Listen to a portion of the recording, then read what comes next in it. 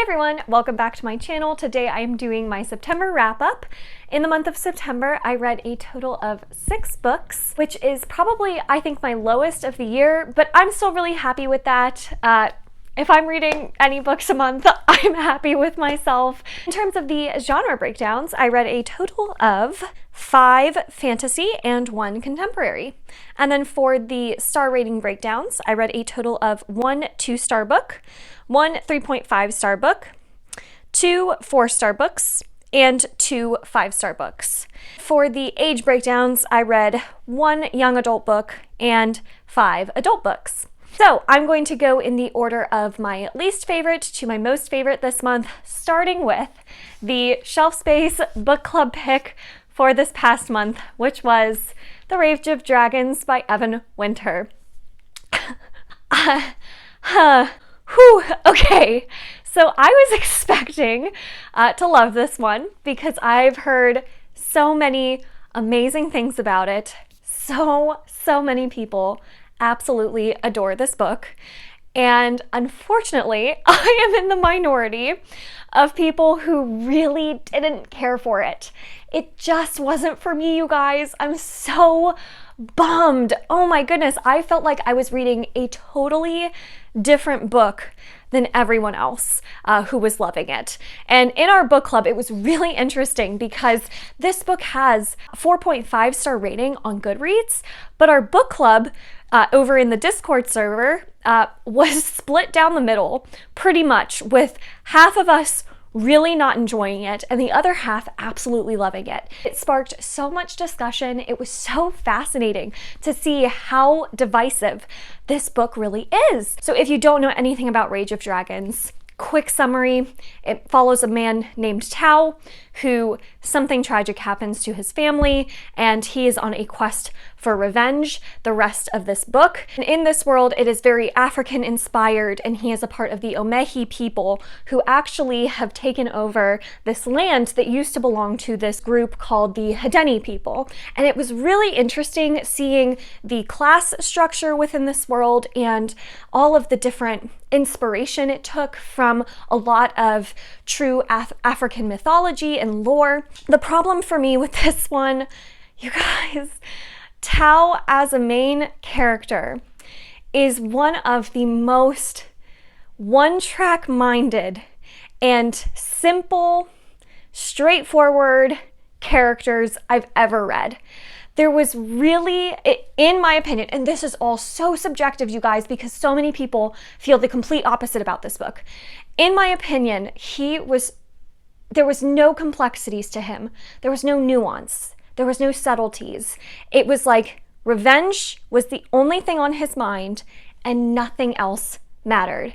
So where you could have had really interesting themes explored with Tao trying to rise up against this class system, instead it got overshadowed by his need for revenge. And he would come up with these plans for enacting this revenge. And then he would see the people that he wanted revenge on, and all the plans would go out the window and he would just go rage mode. And it was very frustrating to read from his perspective because he really never made an intelligent decision this entire book. And I don't even need my characters to be likable for me to root for them, right? Because I read The Poppy War, that we'll talk about as well this month, and I loved it. And Rin is not the most likable of people, but I loved her character. I thought she was really complex. Really, you could see the emotion pouring out of her and just, you could feel it. You were in it with her. And I didn't get any of that from Tao. All I got was this kind of idiot guy wanting revenge. And the other problem is the inciting incident that caused him to go on this quest for revenge. I didn't buy it. And I'm not going to talk a lot about it because I don't want to give anything away for those of you who want to read it, because I highly recommend you read it just because it was so divisive. And this one, even though it didn't work for me, it worked for so many people and so many people adore it. So I totally recommend it still. It's going to be one I talk about on my channel a lot because of how popular and loved it is. But for me, the inciting incident, it didn't work. I didn't get it. I didn't feel any emotion from it. It was sad in theory. A lot of the development that makes the reader invested emotionally in a relationship wasn't done, and therefore I just didn't care. So right away, I knew I wasn't going to like this book right away because of the inciting incident and how logically it didn't make sense in my mind, and emotionally I wasn't connected to it at all. And to be honest with you guys, I probably would have DNF'd this one if it wasn't the book club pick for shelf space, but alas, it was. I continued on, and unfortunately it just didn't get better for me.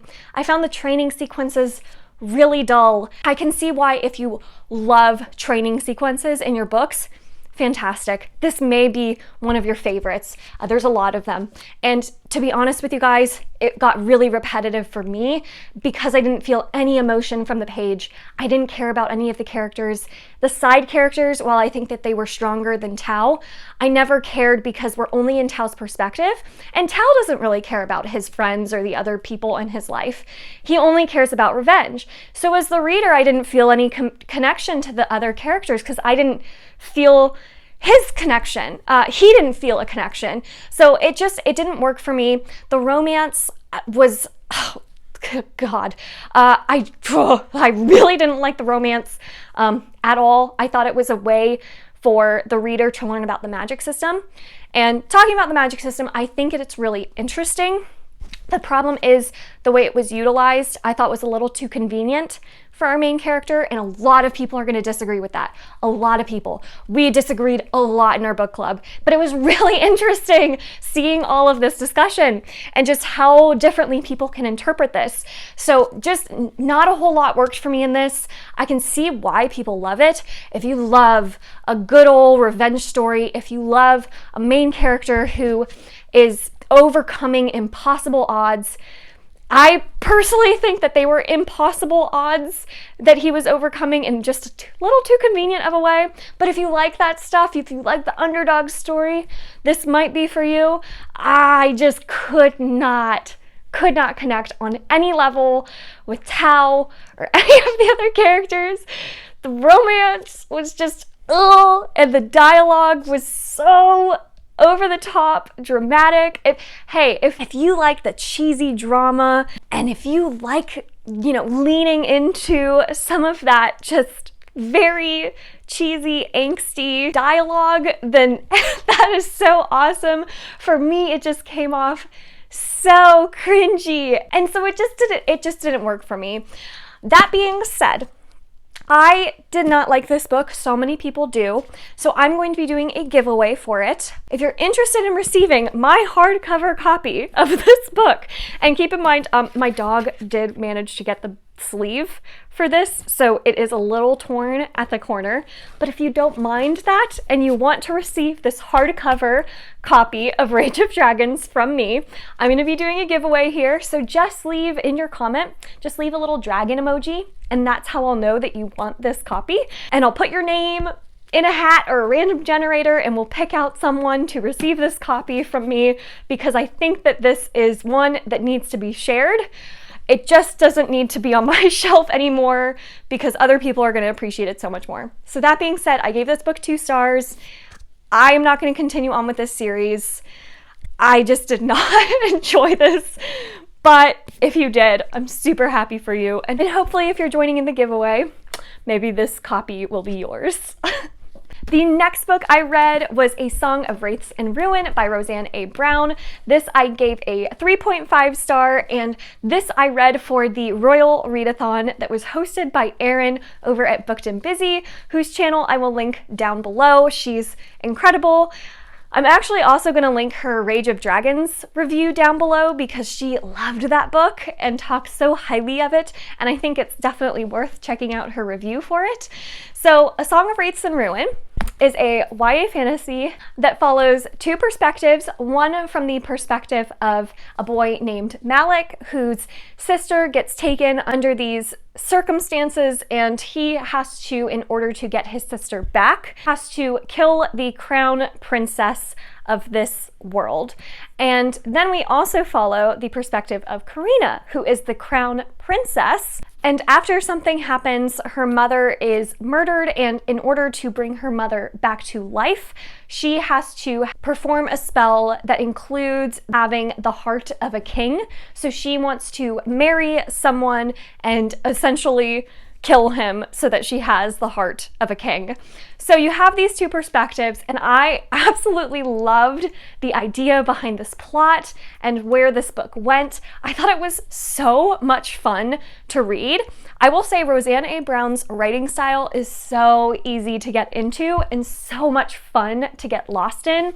So this was a really quick read for me. I finished this in only a couple of days. Some of the issues I had with this one revolved a little bit around the logic of this, like some of the motivations of the characters I didn't totally buy. So for example, Karina, her motivation in this book, it just, I didn't fully buy it. I didn't fully get invested in it. And I never really felt any danger for these characters. So even from Malik's perspective, I never really felt like these characters were going to do what they had to do. However, I will say that the ending of this book really, really won me over. I'm definitely interested in continuing on with the series because of how it ended. I thought it was so much fun. I think that there are, a couple of things, without going into spoilers, that just kind of, if you think too hard about them, or kind of like, what? Like, what was going on? What was happening here? So I definitely think you have to kind of suspend your disbelief and just kind of go with the ride and have fun. But overall, I really enjoyed this. I thought it was a really fun YA fantasy. It felt very fresh and something definitely unique that I hadn't really read before. The only issue is kind of my issue with YA fantasy in general, where I just never felt that danger for the characters. I never felt like the stakes were that high and that our characters weren't going to make it out of it, if that makes sense. So I wish their motivations had just been a little bit different or tweaked, and also some of the world building I wish we had leaned a little more heavily into. There were a lot of interesting concepts around this world and the magic system and how certain people have magic and the different classes they fall into. I thought that was really fascinating, but we only very quickly touched on it. I think it's going to be explored more in the next book though. So overall, I thought this was a blast. I will definitely be continuing on with this series. I definitely think the ending is what bumped up the rating for 3.5 stars for me. I thought the rest of the book was a little bit more of a 3-star, but that ending was really, really fun. So if you're just looking for a really fun time, another fun, fast-paced YA fantasy with a lot of twists and turns and some really unique world building, I would highly recommend this one. Just kind of suspend your disbelief a little bit and just go with it. You gotta just go with the ride. So I recommend this one, and I'm excited to continue on. The next book I have is Baptism of Fire by Andrzej Sapkowski, which is the third book in the Witcher series. So Witcher for me has been very interesting. I really enjoyed the 2 short story collections. The Last Wish was my favorite. And then once I got into the series, I was expecting to really, really love it. And unfortunately, it's kind of been declining in enjoyment for me. So Blood of Elves, I rated 3.5 stars. Time of Contempt, I wasn't a fan of, and I rated it 3 stars. But then this one, Baptism of Fire, has saved it. It has saved the Witcher series for me. I'm so happy about it. I actually buddy read this with Angela from Literature Science Alliance, whose channel I'm going to link down below if you want to check her out. She is fantastic. And we had a lot of fun buddy reading and sharing our thoughts, and we both felt the same, where we weren't crazy about Time of Contempt, but Baptism of Fire really blew us away. I will say that the reason I liked this one so much more is because of Geralt's perspective. We finally got so much Geralt in this book, and Time of Contempt, it was really interesting how Sapkowski was writing that book, because you were getting Geralt's story, but you were most often getting it from outsiders' perspectives, whereas this one you were actually in Geralt's head a lot more. And we just had the fun, witty banter between fun characters that we kind of had in like The Last Wish, some of those short stories. We had Dandelion. I've heard that dandelion's actually pronounced dandelion. So if I'm pronouncing it miscorrectly, I'm so sorry. But we had them together throughout most of this book, which was so much fun. I love their friendship so much. We got introduced to a couple new characters that I loved. A lot of the political intrigue in this book was a lot easier to follow. We were following some perspectives that made it easier to keep track of who was who. Overall, I really, really enjoyed this one. That being said, I don't think Witcher is ever going to be a favorite series for me just because of Sapkowski's writing style. He very, very often goes off on side tangents where for a chapter you're cooking a stew with the main crew, and that's pretty much the focus of that whole scene, is just cooking this soup together. So there's these side tangents that you go off onto that really have no significance to the main plot. I didn't mind it because it was just kind of fun seeing these characters banter together.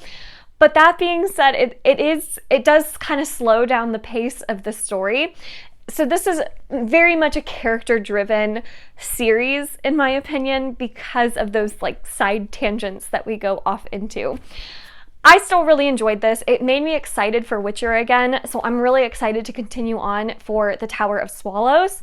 I don't know when I'm going to get to it, but overall, I enjoyed this. I ended up giving it 4 stars. I actually liked this more than the Sword of Destiny short story collection, but a little bit less than The Last Wish. So that's where this ranks in my Witcher hierarchy. The next book I read, I actually listened to, which was The Mothers by Brit Bennett. This is essentially an adult contemporary novel that follows Nadia, who is a 17-year-old girl who loses her mother and is kind of caught up in this drama that involves a boy and her best friend. And I don't want to say too much. It's a really, really fantastic novel that explores a lot of themes of motherhood, and it also touches a lot on grief, and it just has such beautiful themes. The writing style of this book, even just listening to the audiobook and hearing the words spoken to me, the writing is so stunning in this book. It was really easy to get lost in this story and feel for your characters. I gave this 4 stars. I thought it was so beautifully written. I really liked the story and how it ended. I thought was really appropriate. I just felt a little bit of a disconnect from the characters. I think because of their ages, it's just a little too far removed for me to totally connect with them. So I didn't feel super, super invested in their stories, but I could really appreciate it, if that makes sense. So it's not an all-time favorite, but this is a beautiful story that I definitely think I'll be rereading physically so that I can tab it up where some of those quotes were spoken, and I was just like, wow, that was such a beautiful line. Like, I want to be able to go through and tab this up because it was so beautifully written. So I'm really excited to read The Vanishing Half by Brit Bennett because of her writing style and how much I adored it. Highly recommend this one. It got 4 stars. I can't wait for her next book. The 2 last books I have are my 5-star reads this month, and the first is The Poppy War by R.F. Kuang. Oh my god, this is definitely one of my new favorites. I did a full review that I will link for it down below. This is an Asian-inspired fantasy novel that is very, very heavily inspired by events from the Sino-Japanese War, and particularly the event of the rape of Nanking. It is such a stunning novel, and it's so beautifully told. I loved the characters. I loved the pacing.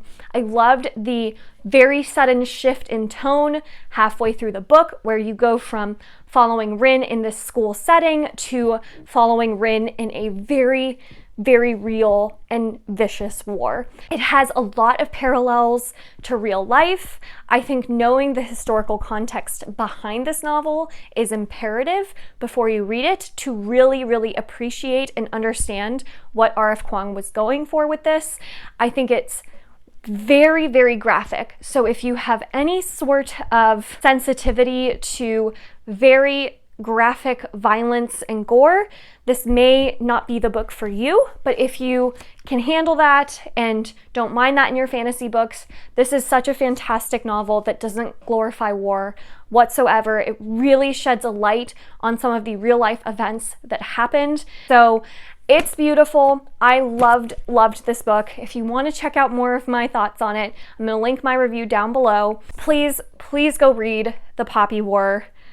Wow, it's powerful stuff.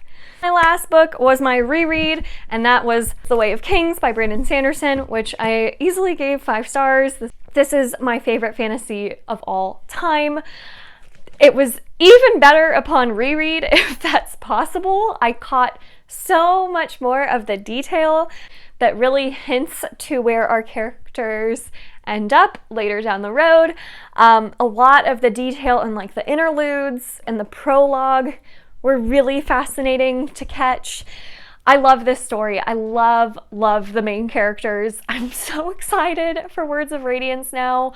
I can see why so many people think that Way of Kings starts slow. For me, I loved it right from the beginning, and maybe it had something to do with me just being excited to be back in this world with these characters, but I thought the beginning was excellent. I thought this book was evenly paced throughout. I loved it. I think this is really like Kaladin's book because you learn so much about Kaladin's motivations, his background, his history, everything, and I love Kaladin as a character so much. I really felt his motivations and his drive and every emotion he was feeling, I was feeling with him.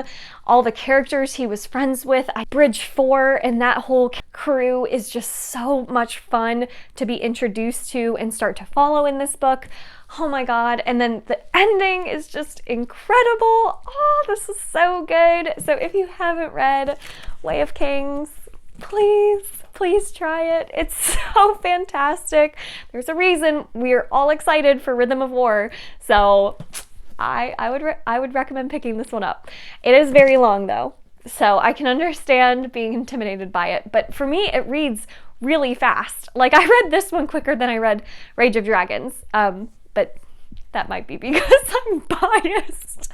So I love it. 5 stars, easy. So that was my September wrap up. Don't forget to leave a dragon emoji if you want to be entered to win my hardcover of Rage of Dragons. I will be announcing the winner next week on my channel, so keep on the lookout for that. Today's Booktuber shoutout is going to go to OG Garbage Tea.